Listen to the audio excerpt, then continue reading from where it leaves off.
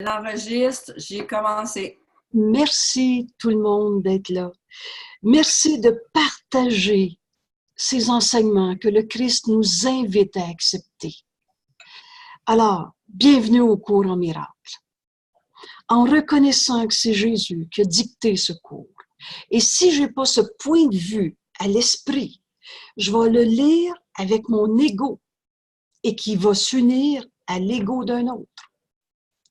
Je suis tel que Dieu m'a créé est la seule pensée qui fait taire l'ego. C'est pour ça qu'on a besoin de cette idée-là, en ouvrant notre livre, pour faire taire l'ego et donc préparer à ce changement d'esprit, ouvrir notre esprit à être le Fils de Dieu qui a besoin d'apprendre cette autre manière de voir, comme le Christ nous enseigne dans le cours. Alors, aujourd'hui, je vous propose une page importante, dont le titre est « Le jugement et le problème de l'autorité ». On a passé notre vie à juger. Et aujourd'hui, ce qu'on va se rendre compte, c'est que quand on juge, on condamne. Mais pourquoi qu'on juge et condamne? Parce qu'on se prend pour l'auteur de soi-même. Vous vous souvenez, littéralement, l'ego se bat avec Dieu pour être l'auteur de toi-même. L'ego est fort dans la dissension.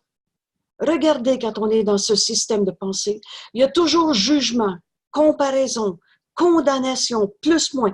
L'ego est fort dans la bataille, dans l'opposition, dans la dissension.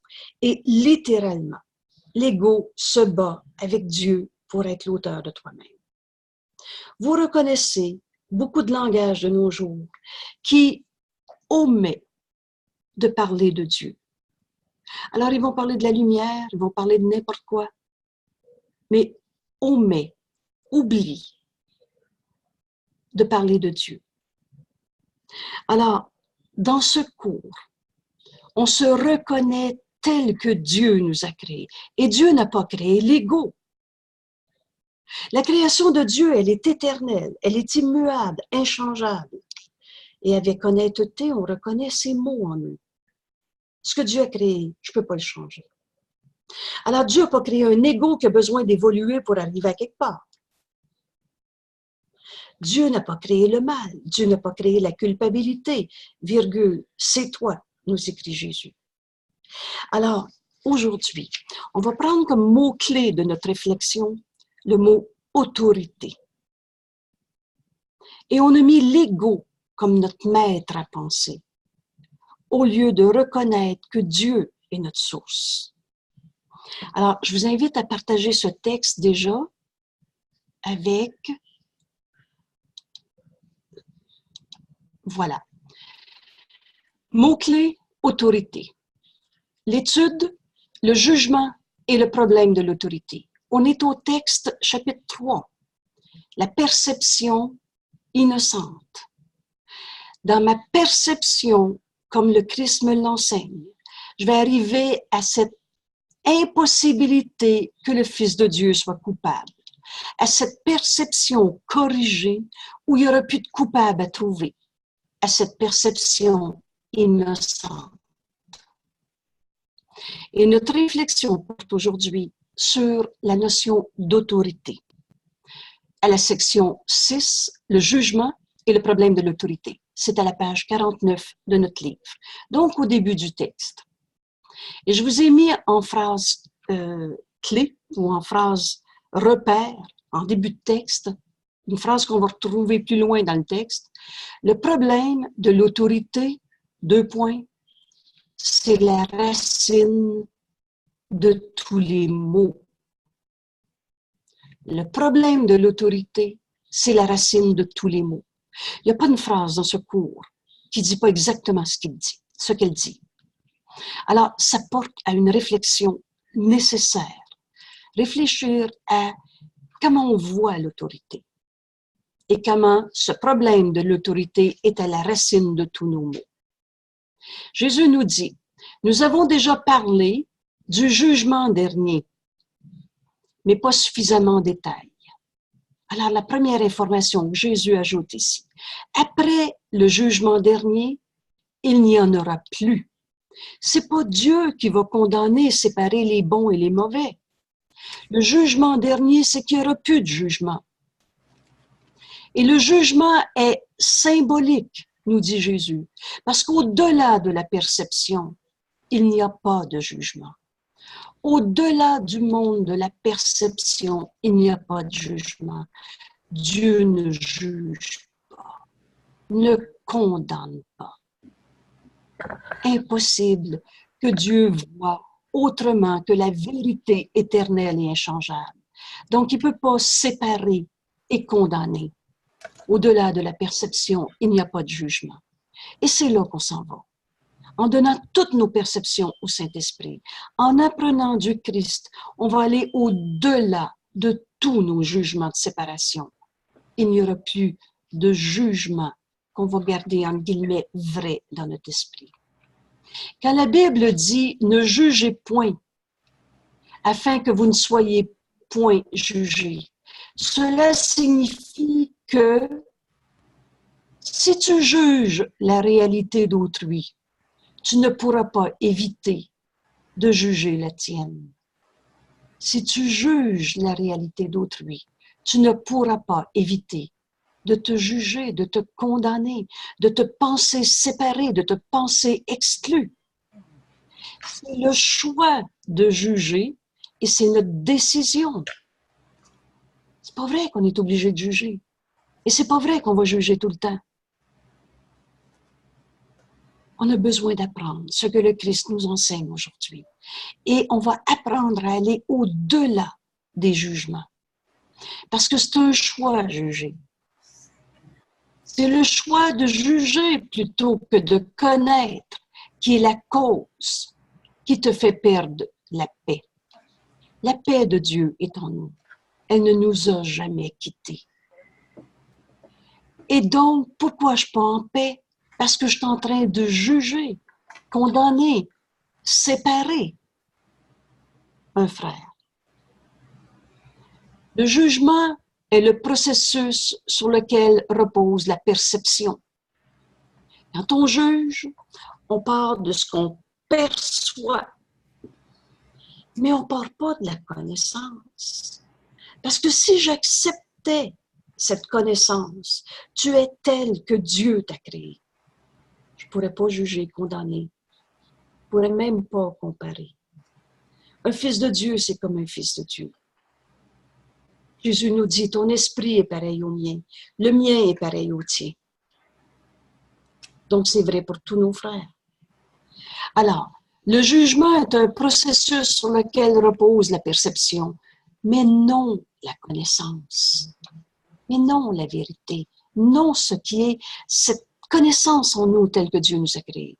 Jésus dit, j'ai parlé de cela plus tôt, quand j'ai mentionné concernant le caractère sélectif de la perception.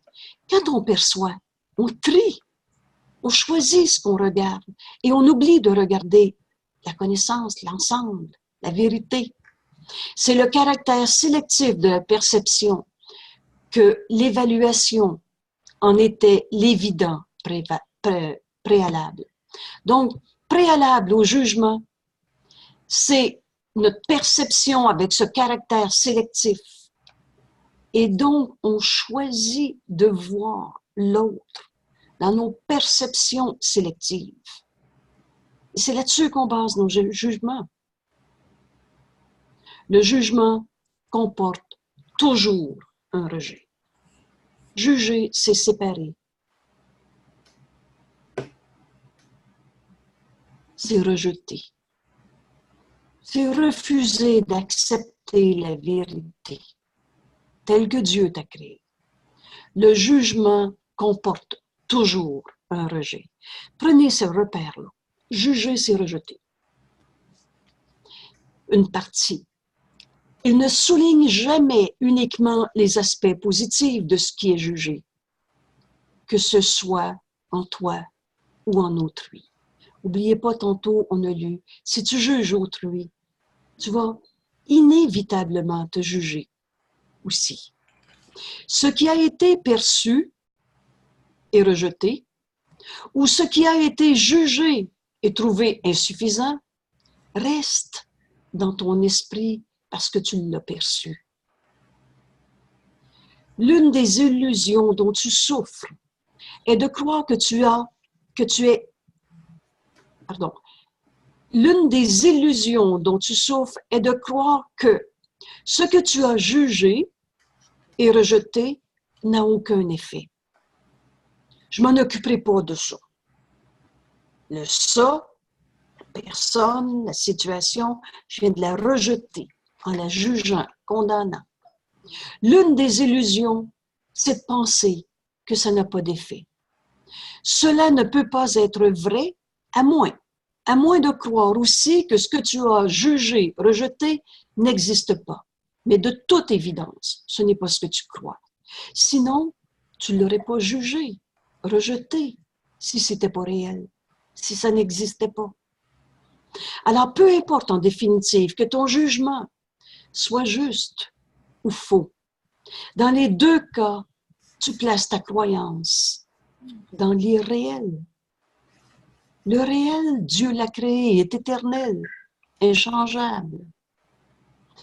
Cela est inévitable, quel que soit le type de jugement, parce que le jugement implique la croyance que tu peux faire une sélection parmi la réalité. Tu sélectionnes quand tu juges et tu rejettes une partie de la vérité. C'est là-dessus qu'on établit notre jugement.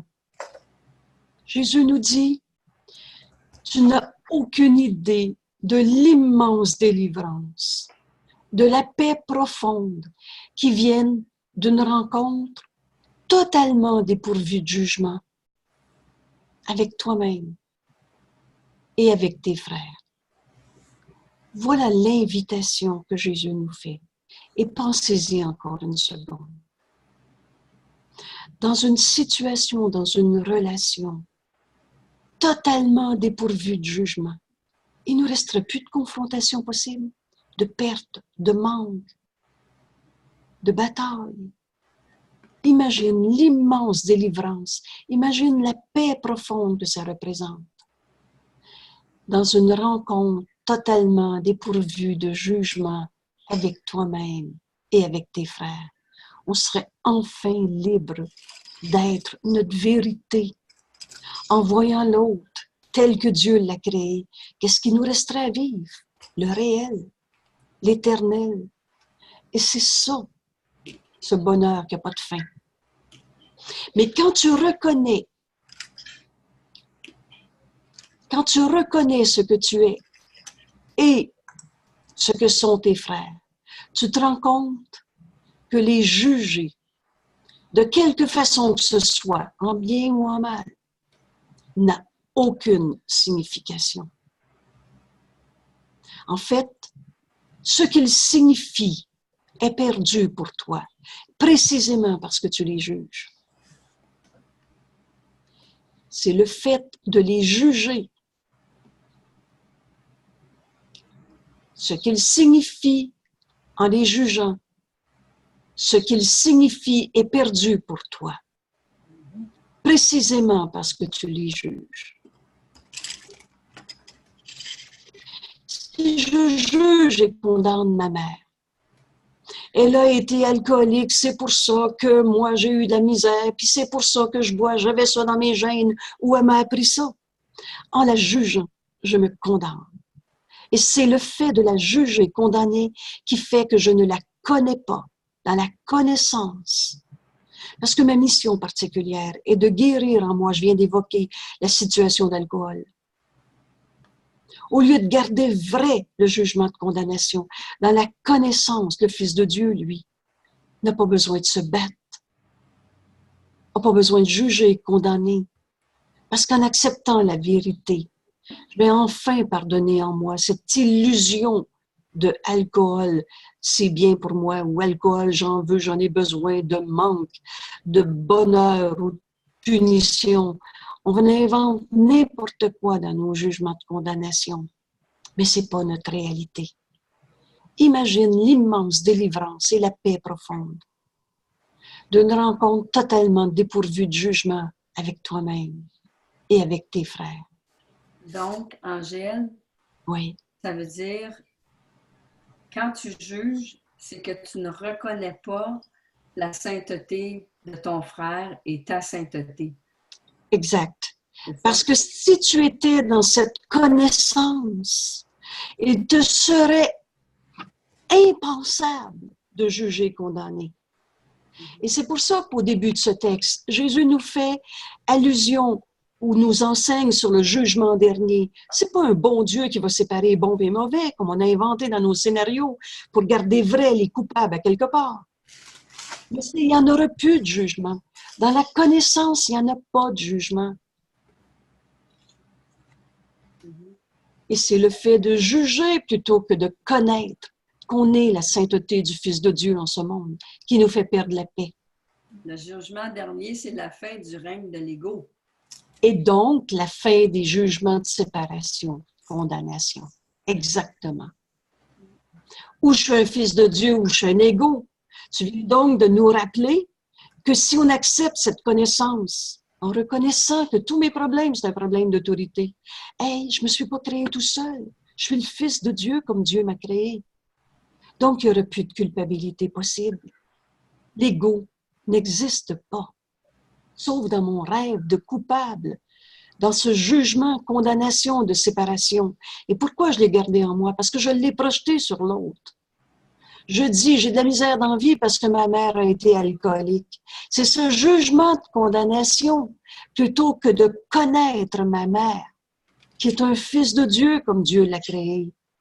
Mais si effectivement elle était dans cette erreur de prendre l'alcool, le faux est faux. Mais c'est parce que sa mission particulière était de guérir cette forme d'illusion. La mienne aussi. Et j'accomplirai pas la fin du jugement, la fin de la croyance en l'ego, la fin de la croyance en la culpabilité, cette immense libération, délivrance et cette paix profonde, tant que je garde sur elle un jugement de condamnation. Je vais me juger, condamner à être une petitesse quelconque, moi aussi. Quand tu reconnais ce que tu es et ce que sont tes frères, tu te rends compte que les juger d'une quelconque façon que ce soit n'a aucune signification. En fait, ce qu'ils signifient est perdu pour toi, précisément parce que tu les juges. Donc, toute incertitude, toute souffrance, mot, vient du fait que tu te crois contraint de juger. Et Jésus nous dit, mais tu n'as pas besoin de juger pour organiser ta vie. Tu n'en as certainement pas besoin pour t'organiser toi-même.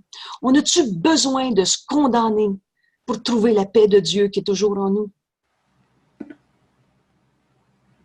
En présence de la connaissance, je suis tel que Dieu m'a créé.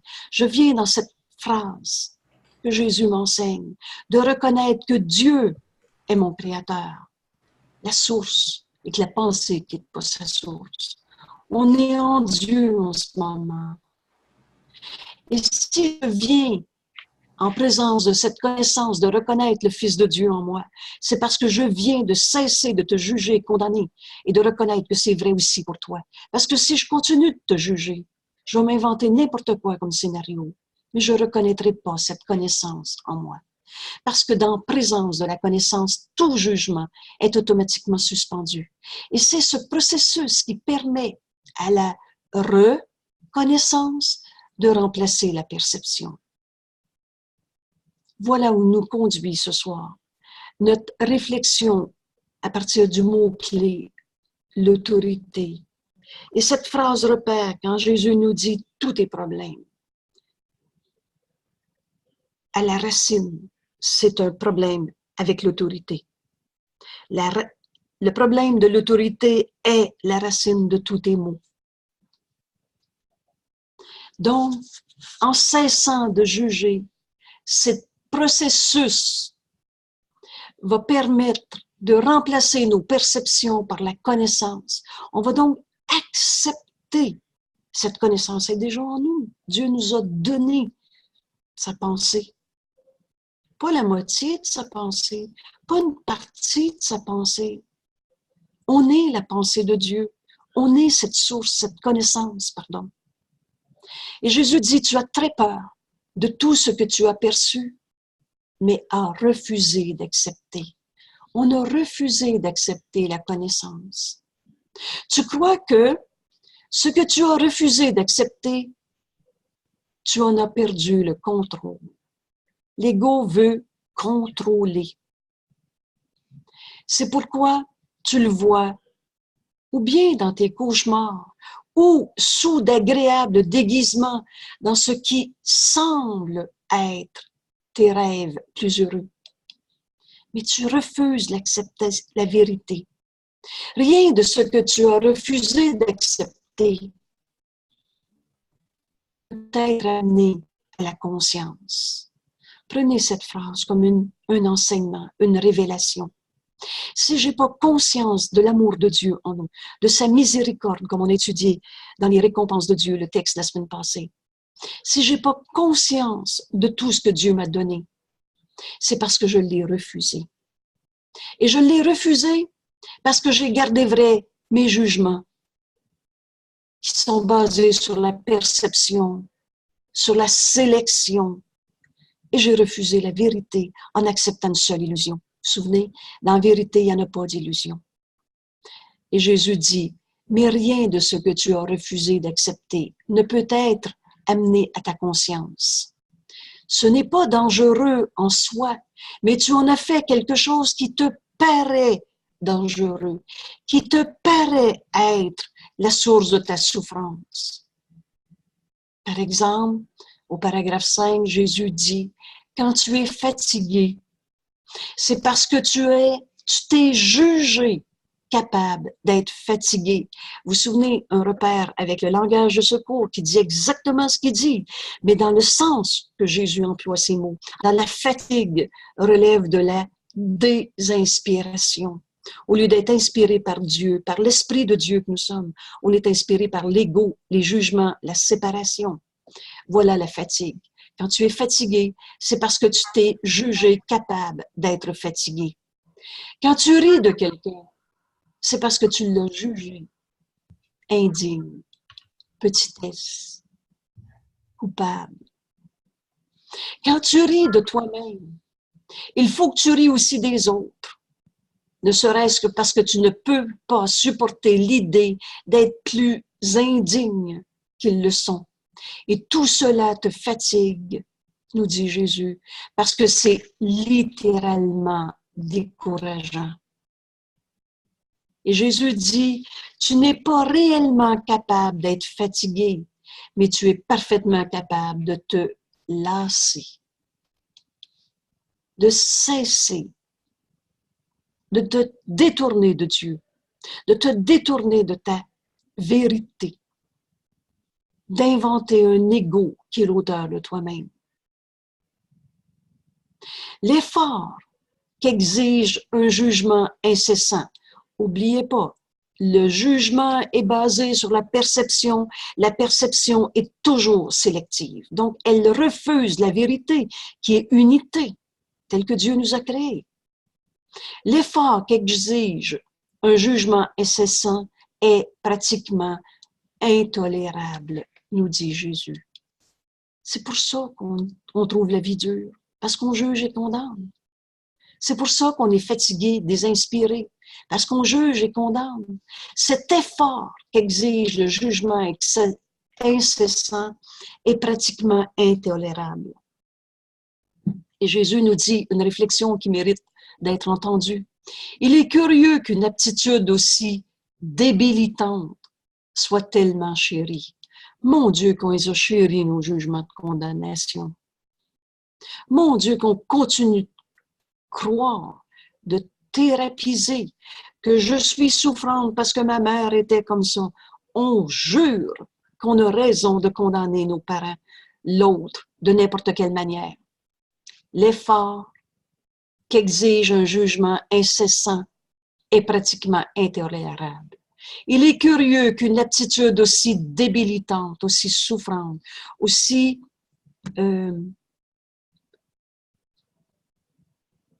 débilitante, qui nous empêche d'accepter toute la vérité de ce que nous sommes, soit tellement chérie. Or, en vérité, nous dit Jésus, si tu souhaites d'être l'auteur de ta réalité, tu persisteras à t'accrocher au jugement. Alors, on a ici un repère important. Pourquoi qu'on continue encore de juger, condamner, et encore, et encore, et encore? Et quand on est fatigué de travailler, de condamner sa mère, on finit par dire, ben alors c'est mon mari, alors c'est le voisin, le patron, l'enfant, etc. Pourquoi qu'on s'accroche encore autant au jugement? Et Jésus dit, c'est parce que tu veux être l'auteur de ta réalité, le créateur de toi-même, et non pas tel que Dieu t'a créé. Tu considères aussi le jugement avec frayeur. Juger t'amène dans peur, croyant qu'un jour il sera utilisé contre toi. Cette croyance ne peut exister que dans la mesure où tu crois à l'efficacité du jugement comme arme de défense de ta propre autorité. Alors, comment ça se fait qu'on continue de juger? C'est ça qui est si souffrant plutôt qu'accepter la vérité telle que Dieu t'a créée, ainsi reconnaître tous les dons que Dieu nous a donnés. Comment ça se fait qu'on continue encore? Eh bien, c'est parce qu'on va être l'auteur de soi-même, le créateur de sa réalité, tel que Dieu. Je refuse d'être tel que Dieu m'a créé. Et c'est moi qui fais ma vie, à ma manière, mon jeu que je me suis fait. On va jusqu'à dire de nos jours facilement, ben Dieu, c'est de la folie, ça n'existe pas, c'est moi qui fais ma vie. On veut être l'auteur de sa réalité. Et c'est ça qui fait qu'on s'accroche tant au jugement. Oui. Oui, c'est ça. Justement, tu es en train d'y répondre. C'est comme quand on dit, ben moi, je suis indépendant, puis je veux faire ça à ma manière. Je suis autonome, puis c'est comme ça que je vais arriver dans la vie, puis c'est comme ça que je vais avoir du succès. Ben c'est ça, être l'auteur de ma réalité. Parce que je pense que ma réalité, c'est dans le monde du jugement. C'est pas dans le monde éternel que Dieu a créé. C'est ça.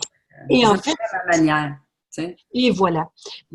Prenez ces mots qu'on lit dans une autre phrase. Ta terrible autonomie. Mm-hmm. On a vécu dans la peur, dans la terreur, en voulant défendre notre terrible autonomie. Et c'est ça, vouloir être l'auteur de soi-même. Et c'est ça, refuser de parler de Dieu. À chaque fois Oui. qu'on veut avoir raison sur quelqu'un, c'est ça. Exact. Exact. Et donc, ça nous amène à tout geste ou toute parole ou toute attitude ou toute situation de domination sur un autre. Mm-hmm. On est plus smart que l'autre. Et c'est ça qui a été lu tantôt. Si tu ris de toi-même, ben, tu vas trouver les autres encore pires parce que tu ne peux pas être pire qu'eux autres. Tu ne peux pas être plus indigne.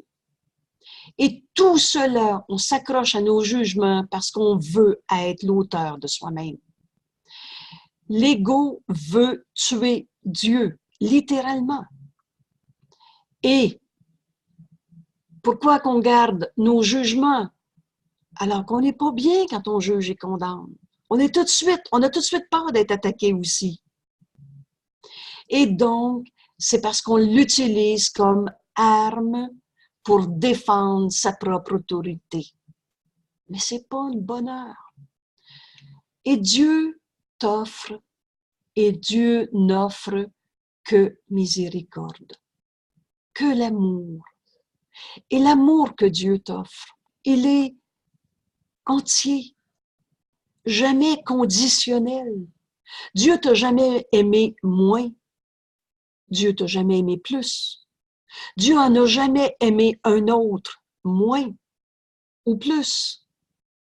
C'est de ça qu'on parle quand on parle et Dieu n'offre que cet amour complet, entier, miséricorde. Alors, nous dit Jésus, tes paroles ne devraient refléter que la miséricorde, car c'est ce que tu as reçu.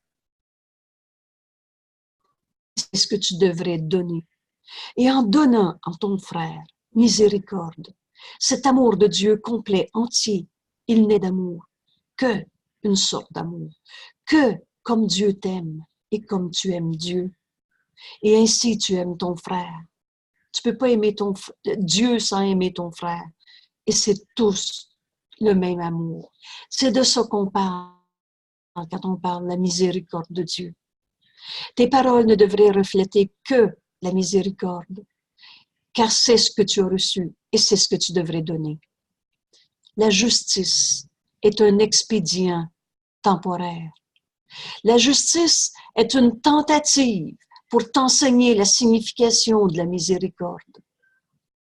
La justice, c'est pour t'enseigner que tu es amour, que ton frère est amour. Et cet amour, c'est comme Dieu t'aime et comme tu aimes Dieu. Dans cette justice temporaire, aller plus vite retrouver la signification de la miséricorde. La justice, elle juge uniquement parce que tu es capable d'injustice.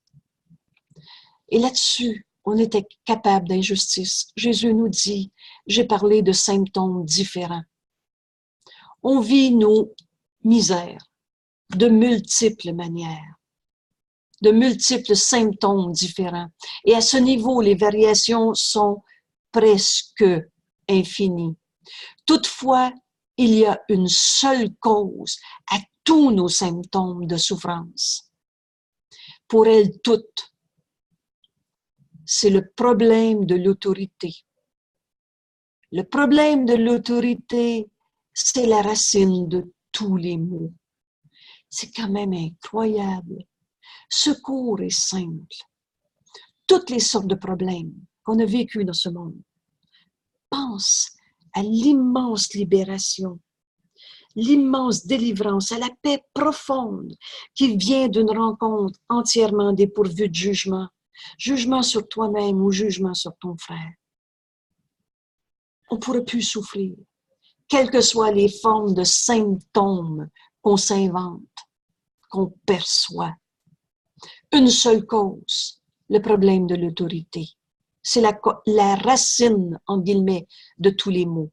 Chaque symptôme que fait l'ego comporte une contradiction interne parce que l'esprit est divisé. Cette contradiction dans toutes nos souffrances que fait l'ego, vient de l'esprit divisé entre l'ego et le Saint-Esprit. Si bien que tout ce que fait l'ego est incomplet et contradictoire. Cette position intenable est le résultat du problème de l'autorité. L'ego se bat littéralement avec Dieu pour être l'auteur de toi-même. Cette position intenable est le résultat du problème de l'autorité qui, parce qu'il accepte comme prémisse la seule pensée inconcevable, ne peut produire que des idées inconcevables. C'est quoi cette seule pensée inconcevable? C'est de croire que tu t'es créé tout seul, que tu es à l'origine de toi-même, la source de toi-même. C'est une pensée inconcevable. C'est fou, insane. On ne s'est pas créé tout seul. Et donc, si j'ai divisé mon esprit entre l'ego et ce que le Saint-Esprit veut me montrer, cette connaissance qui est en nous, mais qui a besoin de nous être révélée par la voix de Dieu en nous, dès l'instant où on a cru à la séparation, à l'ego, à mon jeu que je me fais moi-même, comme tu disais tantôt, Catherine. Dès l'instant où on a cru à l'ego, Dieu nous a donné sa réponse par sa voix en nous, qu'on nomme dans ce cours le Saint-Esprit.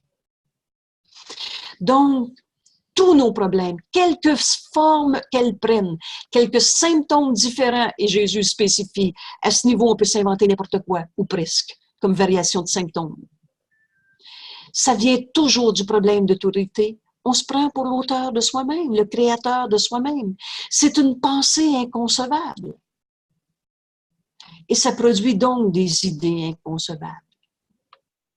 Le problème de l'autorité est en fait une question de titre d'auteur. Quand tu as un problème avec l'autorité, c'est toujours parce que tu crois que tu es l'auteur de toi-même. C'est toujours parce que tu crois que tu es l'auteur de toi-même. Et que tu projettes sur les autres ton propre délire, cette pensée inconcevable qu'on s'est créée tout seul, va donner des idées inconcevables et on va les projeter sur les autres pour cacher notre erreur. Alors, tu perçois la situation comme si les autres se battaient littéralement avec toi pour être ton auteur. L'ego, c'est la bataille. L'ego est fort dans la dissension, il est toujours en comparaison, est toujours en conflit. C'est l'erreur fondamentale que font tous ceux qui croient avoir usurpé le pouvoir de Dieu. Vous entendez, moi je crois plus en Dieu, moi je crois pas en Dieu. C'est voler, usurper le pouvoir de Dieu. C'est moi qui me suis faite. Vous avez cette expression dans le monde des affaires. Il s'est fait tout seul, celui-là.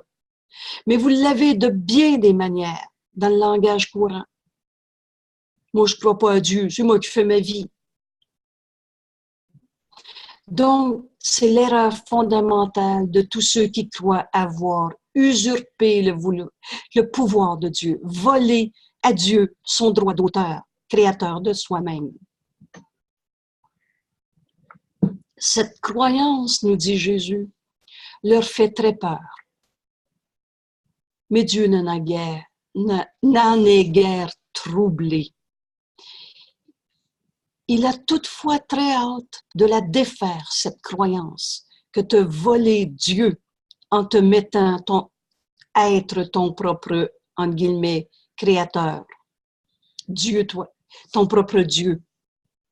Il a toutefois très hâte de la défaire, cette croyance qui fait très peur. Non pour punir ses enfants, mais seulement parce qu'il connaît qu'elle les rend malheureux. Au Créateur de Dieu, aux créations de Dieu, toi, Fils de Dieu, que Dieu a créé, pareil à lui-même, extension de sa pensée. On est donc la pensée de Dieu en ce monde.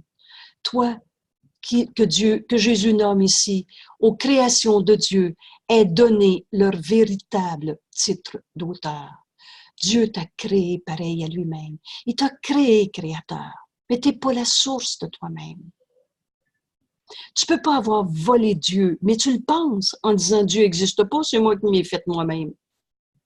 Et Jésus nous dit, toi, création de Dieu, Dieu t'a donné ton véritable titre d'auteur.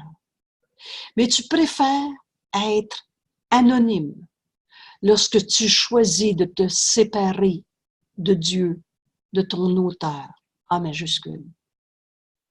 Étant incertain de ton véritable titre d'auteur, étant incertain que tu es vraiment le Fils de Dieu à qui Dieu a tout donné, tu crois que ta création était anonyme. On a perdu de vue nos créations en niant Dieu comme notre auteur. On se cherche, on ne sait plus ce qu'on fait sur la terre, on ne sait plus qui on est et on a perdu de vue nos créations. C'est quoi tes créations? C'est toutes tes pensées d'amour, elles sont éternelles. Mais on perd de vue ça parce qu'on est dans le conflit et on ne voit donc pas la réalité. Étant incertain de ton véritable titre d'auteur, tu crois que ta création était anonyme. Cela te laisse dans une position où il semble insignifiant de croire que tu t'es créé toi-même. Cette dispute pour le titre d'auteur a laissé une telle incertitude dans ton esprit que ton esprit, il pourrait même douter que tu existes réellement. C'est fou. Là où nous conduit le raisonnement de l'ego. Seuls ceux qui remettent tout souhait de rejeter, de juger, de condamner, Seuls ceux qui remettent tout souhait de rejeter peuvent connaître qu'il est impossible qu'eux-mêmes soient rejetés. Vous avez entendu tellement de nos frères autour de nous, de souffrir de ce qu'ils nomment. Je me sens rejeté, abandonné, exclu. Je me sens trahi. Il y a tellement de souffrance, mais c'est parce que c'est nous qui se sont niés nous-mêmes. On se demande même quelle est la vérité de notre existence. Mais seuls ceux qui remettent tout souhait de condamner, de rejeter, peuvent connaître qu'il est impossible qu'eux-mêmes soient rejetés. Tu n'as pas usurpé le pouvoir de Dieu, mais tu l'as perdu. Tu n'as pas volé Dieu, mais tu as perdu ce que Dieu t'a donné, ce pouvoir d'être ton véritable auteur,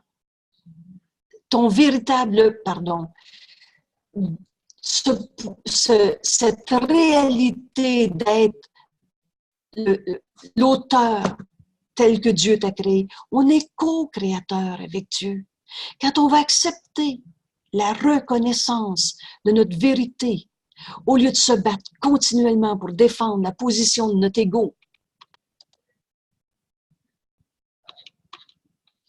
on va enfin arrêter de se battre avec Dieu et on va reconnaître notre véritable titre d'auteur.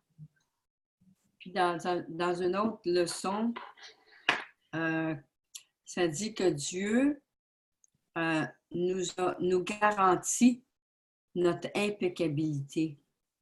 Voilà. Je trouve que ça va tellement bien avec ça, là. Et voilà. Donc, tu ne seras plus coupable d'avoir volé Dieu, d'avoir volé, de t'être battu avec Dieu pour être l'auteur de toi-même. Tu vas retrouver cette vérité en toi, cette impeccabilité. Il n'y a pas de coupable à trouver en ce monde. Alors, tu n'as pas usurpé le pouvoir de Dieu, mais tu l'as perdu. Heureusement, perdre une chose ne signifie pas qu'elle est disparue. Cela signifie simplement que tu ne te rappelles pas où elle est. Son existence, toi, Fils de Dieu tel que Dieu t'a créé, son existence ne dépend pas de ton aptitude à l'identifier ou même à la situer. Il est impossible de regarder la réalité sans porter de jugement. Pardon, j'ai inversé le sens. J'allais trop vite. Donc, tu n'as pas volé le pouvoir de Dieu, tu l'as perdu. Mais pas se rappeler notre réalité, ne pas changer cette réalité. Et Jésus nous révèle ici une phrase importante. Et je vous invite, vous savez, ce cours ne s'apprend pas comme on a appris n'importe quoi en ce monde. Une fois qu'on touche la vérité une fois, elle est en nous pour toujours. Et prenez cette phrase ici. Jésus nous dit, il est possible de regarder la réalité sans porter de jugement, en connaissant simplement qu'elle est là. Il est possible de voir le Saint-Fils de Dieu en chacun, simplement en reconnaissant que Dieu nous a créés, pareil à lui-même. On va reconnaître Dieu comme notre autorité, plutôt que vouloir être l'ego créateur de soi-même. Il est possible de regarder la réalité sans porter de jugement, en connaissant simplement que cette réalité est là. Ce qui nous amène à cette paix, fin de la dissension, fin de la bataille, fin de la confrontation, à ce bonheur, à cette immense délivrance, à cette paix profonde. La paix est l'héritage naturel du pur esprit. On est ce pur esprit, tel que Dieu nous a créés et à qui Dieu a donné nos titres d'auteur. On va être co-créateur avec Dieu de notre extension, de cette extension de son amour. Chacun est libre de refuser d'accepter son héritage. La liberté, C'est la loi la plus fondamentale qui soit. Tu es aussi libre que Dieu et tu dois le rester, nous écrit Jésus ailleurs. Donc, cette liberté, tu peux refuser ton héritage, mais chacun est libre de refuser d'accepter son héritage, mais il n'est pas libre d'établir quel est son héritage. Donc, le problème sur lequel chacun doit se décider, c'est la question fondamentale du titre d'auteur. Veux-tu accepter que Dieu est ton créateur? Alors tu vas accepter tout ton héritage. Et la question fondamentale, c'est qui est l'auteur de toi-même? Le problème sur lequel chacun doit se décider, et on est libre, mais chacun doit arriver à prendre cette décision, c'est qui est l'auteur de toi-même? La question fondamentale du titre d'auteur. Toute peur provient finalement, et parfois par des chemins très tortueux, du déni du titre d'auteur. Tu as nié que tu étais le Fils de Dieu. L'offense n'est jamais faite à Dieu. Ça n'a rien changé pour Dieu parce que tu te crois pour un égo sur le champ de bataille. Mais toute peur provient finalement du déni de ton titre d'auteur. L'offense n'est jamais faite à Dieu, mais seulement à ceux qui le nient. C'est soi-même qui se crucifie en refusant notre héritage, tel que Dieu nous a créés. Nier son titre d'auteur, nier que tu es le Fils de Dieu, créateur, comme Dieu, co-créateur. Nier son titre d'auteur, c'est te nier à toi-même la raison de ta paix. C'est d'entrer sur le champ de bataille. Mais tu fais ça à toi-même. C'est te nier à toi-même la raison de ta paix, si bien que tu ne te vois toi-même que par segments, séparés en morceaux. N'oubliez pas, tous nos jugements viennent de la perception. La perception, elle est toujours sélective. Donc, par segments. Cette étrange perception, c'est le problème de l'autorité. Il n'en est pas un en ce monde qui ne se sente emprisonné d'une façon ou d'une autre quand on a nié qu'on est le Fils de Dieu, qu'on se bat avec Dieu pour être l'auteur de soi-même. On va forcément se sentir limité, prisonnier. Si cela est le résultat de sa propre libre volonté, c'est toujours nous-mêmes qui décidons. C'est toujours nous-mêmes qui instruisons notre esprit. Je suis tel que Dieu m'a créé, ou Dieu n'existe pas, puis c'est moi qui fais ma vie. Je veux être l'auteur de moi-même. C'est le résultat de notre propre libre volonté. Mais en même temps, il doit considérer sa volonté comme n'étant pas libre, si on se sent prisonnier. Sinon, la circularité du raisonnement dans cette position serait très apparente. Et retenez ce grand principe que Jésus nous dit. Une volonté libre doit conduire à la liberté, à aucune forme de contrainte, bataille, comme le fait l'ego. L'ego, il se sent toujours petitesse, coupable, prisonnier. Une volonté libre doit conduire à la liberté. Choisir Dieu comme étant notre Créateur, à qui il a donné nos titres d'auteur, être co-créateur comme lui, nous amène à cette volonté libre qui conduit à la liberté. Le jugement emprisonne toujours. Le jugement condamne, sépare, emprisonne toujours, parce qu'il sépare des segments de la réalité à l'échelle instable des souhaits. Et notez bien, les souhaits ne sont pas des faits. Souhaiter, cela implique que vouloir ne suffit pas. C'est pas notre volonté, c'est un souhait. Or, pas un dans son juste esprit, dans son esprit qui n'est pas séparé, divisé, qui n'est pas insane, mais dans ton esprit juste, pas un dans son juste esprit ne croit que ce qu'il souhaite est aussi réel que ce qu'il veut. Alors, Jésus nous dit, au lieu de ce que nous avons déjà entendu, cherche premièrement son royaume, Jésus dit, voulez premièrement son royaume. Alors, ta volonté est le royaume de Dieu. Voulez premièrement son royaume. Et Jésus nous dit, ainsi tu auras dit, je connais ce que je suis et j'accepte mon propre héritage. Je suis tel que Dieu m'a créé. C'est Dieu qui est ma source, mon créateur. Je ne suis pas l'auteur de moi-même. Alors je connais ce que je suis.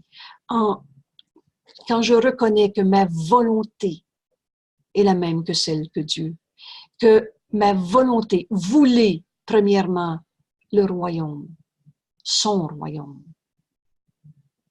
Tu es le royaume de Dieu.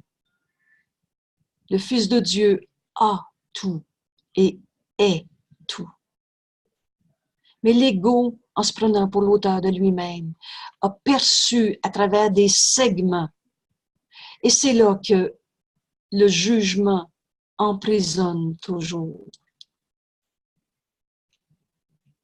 Alors que Jésus dit, accepte que tu t'es pas créé tout seul.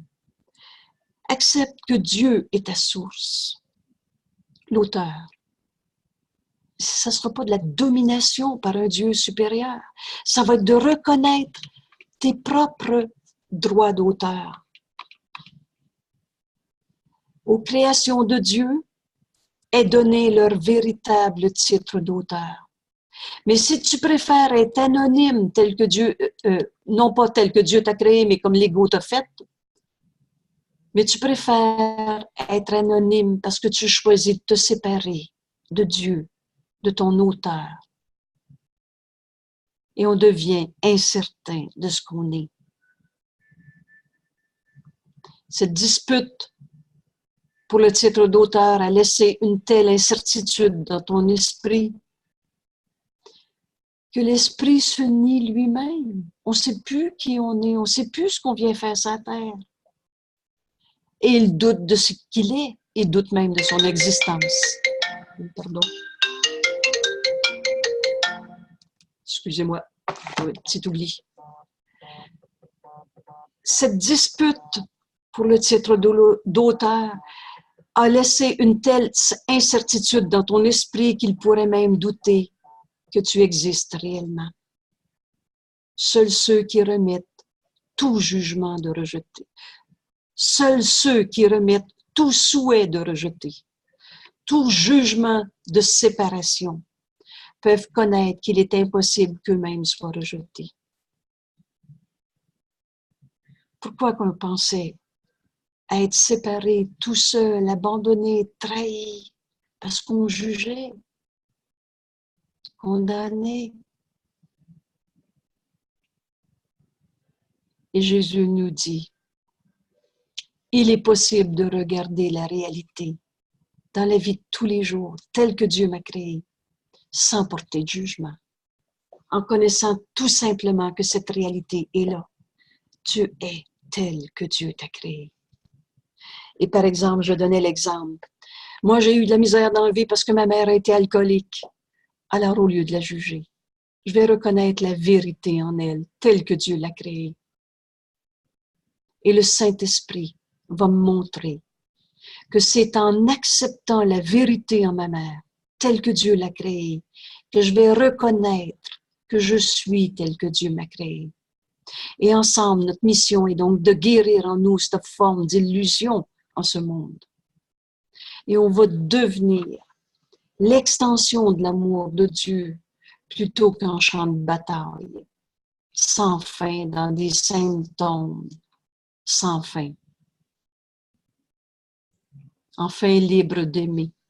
Une volonté libre conduit à la volonté. Alors, ainsi, je connais ce que je suis et j'accepte mon propre héritage. Je vous propose donc de garder ce texte à l'esprit jusqu'à ce qu'on comprenne cette invitation que Jésus nous fait dans cette étude sur l'autorité. Et en comprenant que tous nos problèmes ont pour source, racine, un conflit, un problème d'autorité. Tu n'as aucune idée de l'immense délivrance et de la paix profonde qui vient d'une rencontre totalement dépourvue de jugement. Dieu n'a jamais jugé, ni toi-même, ni tes frères. C'était un problème avec l'autorité, où on souhaitait être l'auteur de sa propre réalité. Et on maintenait, on persistait à s'accrocher au jugement, même si ces jugements nous amènent tant de souffrance. Parce qu'en fait, on utilise le jugement comme arme pour défendre sa propre autorité. L'ego qu'on n'a pas. C'est tellement insane. Et pourtant, en ce monde, Dieu nous a tout donné. Dieu nous a donné notre véritable titre d'auteur. Et au lieu de projeter le conflit dans l'ego en voulant usurper le droit d'auteur de Dieu, on va être cet amour. On va accepter notre héritage. La paix est l'héritage naturel du Fils de Dieu. Et donc, notre volonté est la même que celle qu'on partage avec Dieu. Ce royaume en extension infinie. Toi, co-créateur avec Dieu, c'est cet amour qui est en toi, qui est ta réalité et qui est en extension à l'infini. Et ça nous amène à dire, je connais ce que je suis et j'accepte mon héritage. Toi, Saint-Fils de Dieu. On accepte ainsi notre véritable titre d'auteur que Dieu nous a donné et a donné à chacun d'entre nous. Alors voilà, une réflexion nécessaire pour sortir de tous nos jugements. Et encore une fois, je connais aucune phrase dans ce cours qui ne dit pas exactement ce qu'elle dit. Et pour accepter cet héritage, on a besoin d'apprendre qu'il est vrai qu'en ce monde, il est possible de regarder la réalité sans porter de jugement, en connaissant simplement qu'elle est là. Alors, merci. On va enfin retrouver notre unité telle que Dieu nous a créée. Et on va rire de l'idée de tous les champs de bataille qu'on a levés pour défendre nos droits d'auteur, défendre la peau de notre ego qu'on n'a pas. Alors, merci d'être là.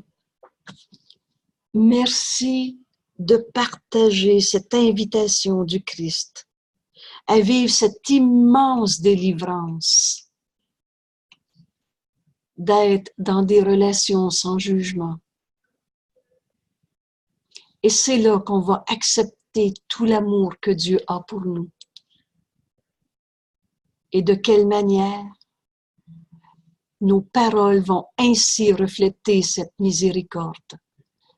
Parce que pour la recevoir, je la donne. C'est en donnant que je reçois.